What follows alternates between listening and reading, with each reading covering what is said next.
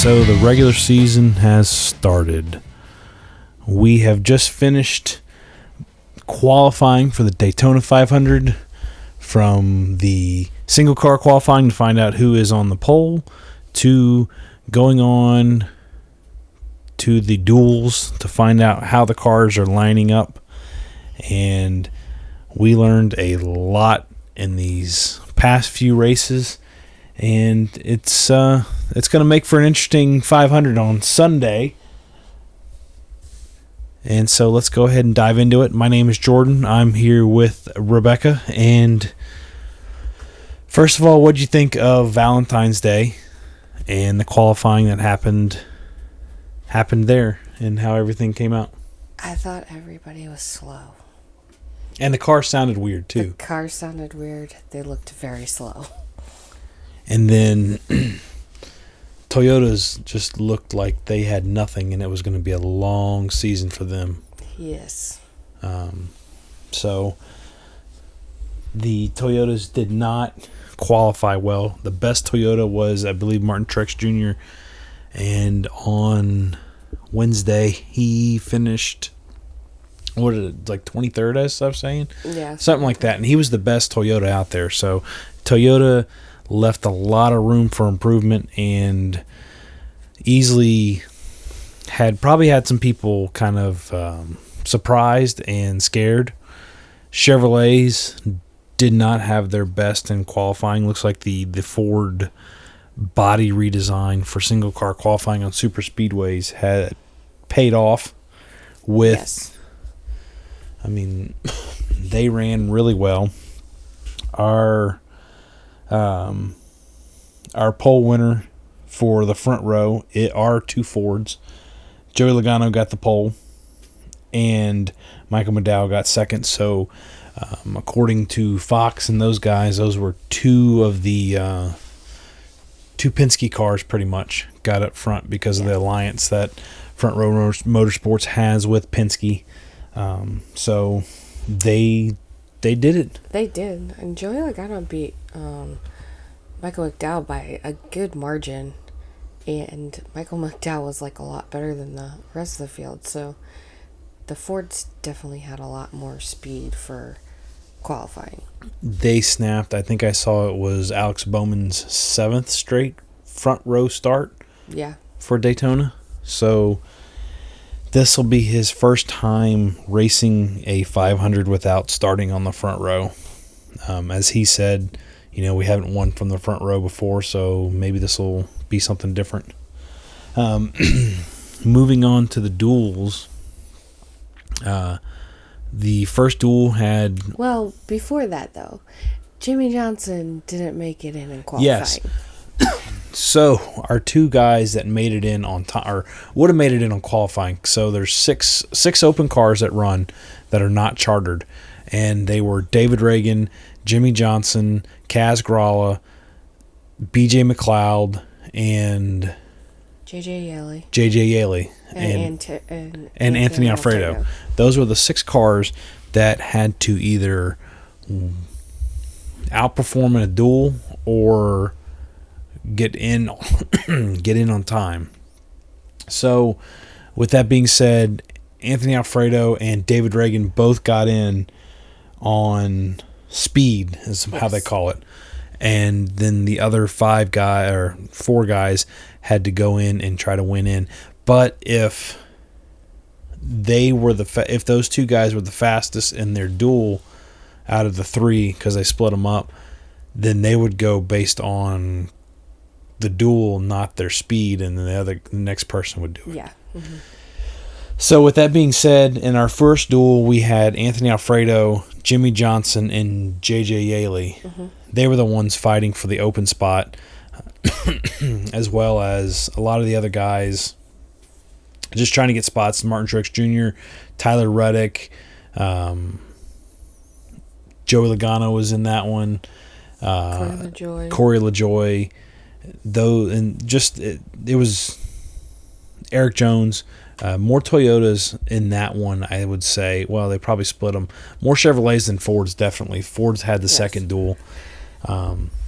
But just overall in both the duels, the Toyotas showed up, and any doubt that anybody had of a Toyota running after watching what happened Wednesday night was squashed because of how well they ran. They pretty much had the field starting in the back, going up front. Yeah. Eric Jones and Martin Truex Jr. were up there. Truex was running up there for a while. He had the lead going back and forth with Kyle Larson, as well as Corey LaJoie was up there for a little bit, and then he got shuffled back.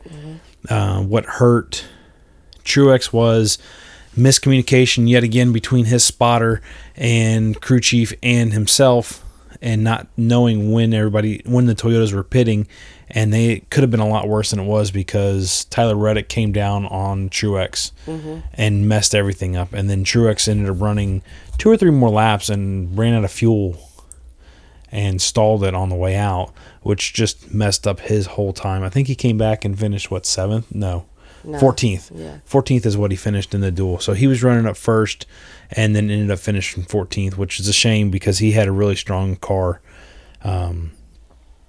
And so did some of the Chevrolets. They ran fairly well. I think Ford fixed their way on qualifying, but when it comes to the race with other cars, it's iffy, I would say. But Tyler Reddick won the first duel, so he's going to be starting behind Joey Logano on the inside. Well, he's going to start on that second row on the inside. And then going, they did have a little bit of a mishap, nothing crazy. Jimmy Johnson, trying to remember who else was in that accident. Daniel Hemrick. He got the brunt of it, and there was somebody else. They all got spun around, and there was a checkup and caused Hemrick to spin around and catch Jimmy Johnson, but he didn't have that big of a damage on his car. Dillon? Yes, Austin Dillon was in there. So on that first duel, Jimmy Johnson did get in. He barely edged out J.J. Yaley by like a spot, maybe, I think it was. Yeah. It was really close. It was really close. It ended up turning out to be a better fight for those spots, even in the second duel, than it was to watch the winner of the race. No, that front was. On the second one, it was more. I think the second duel had more battling than Reddick did. Reddick got him like the last lap. Both of them did finish. The leader of the last lap, or the winner of the race, only led the last lap. Only led the last half of the lap. Yeah.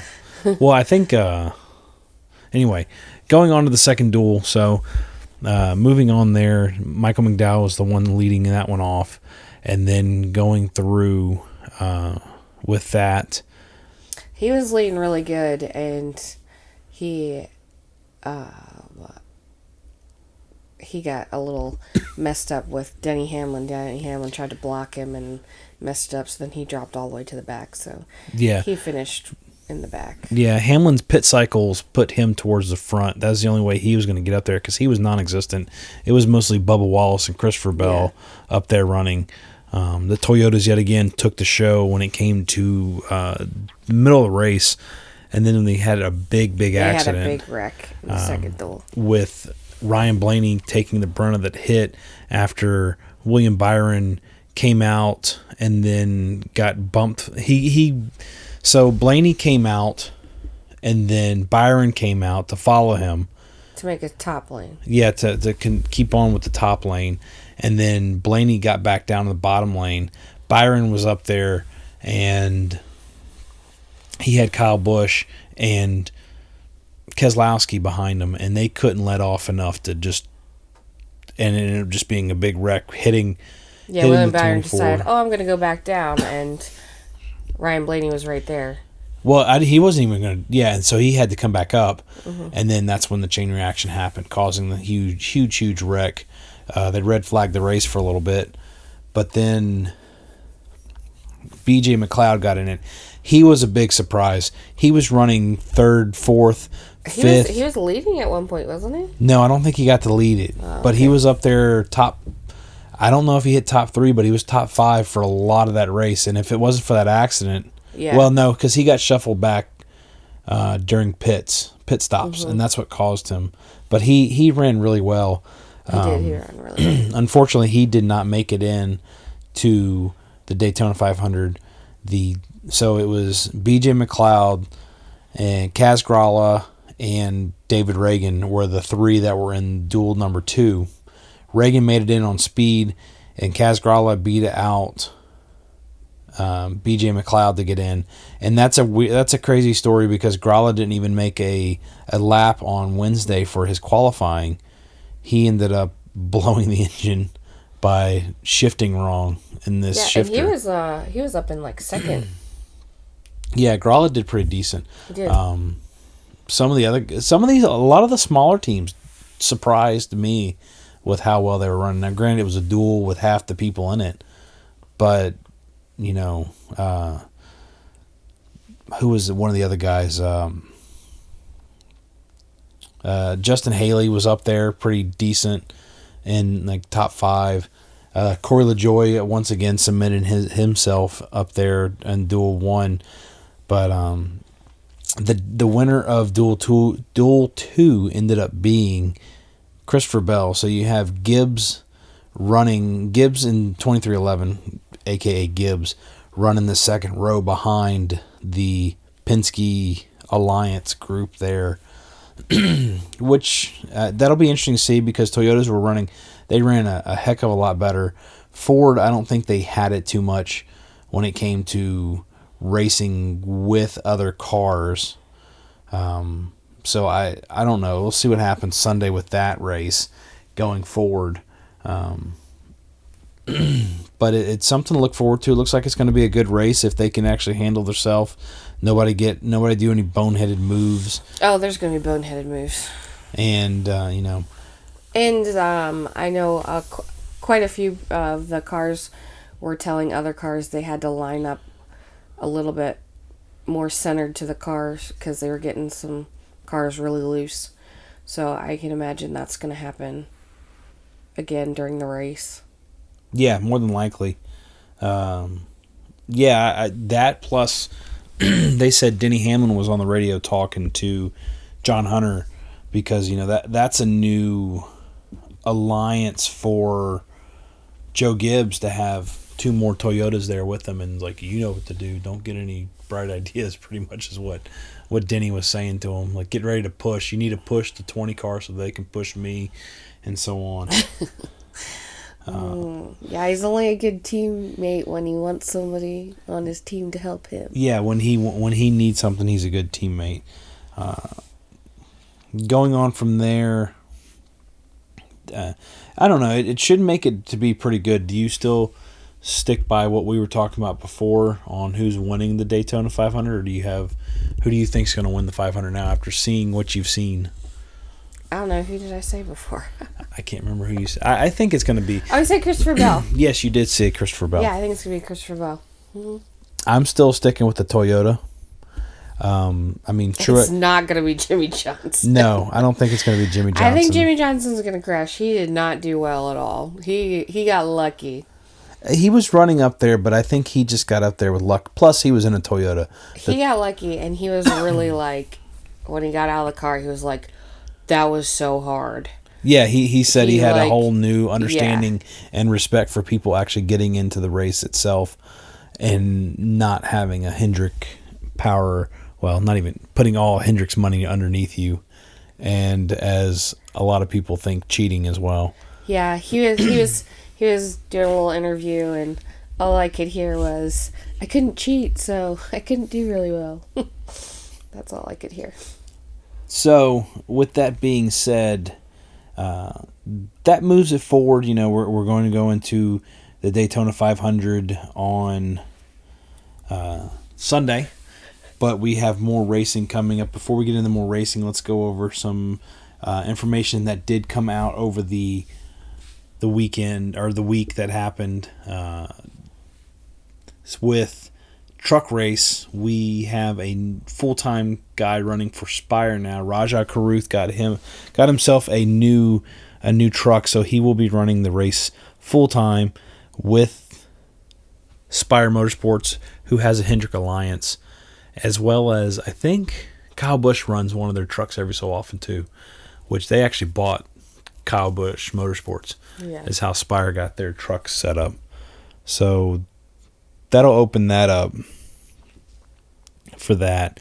That was the big news that came out. Another big news that came out that everybody was talking about was Dale Jr. does not have a contract so far for this year and going forward. So will he be in the booth or not? I know a lot of people were upset about that. They want to see him in there, and I don't blame them because Jeff Burton, Steve Letarte, with Rick Allen, they're so annoying. It's that would be a mess in itself on how everything is. So hopefully they get that figured out. I'm not gonna count my chickens before they hatch, but so that pretty much brings up going into Speed Weeks even more here. Just to recap for you guys, starting today, when this is going to go out Friday, we do have Truck Series running.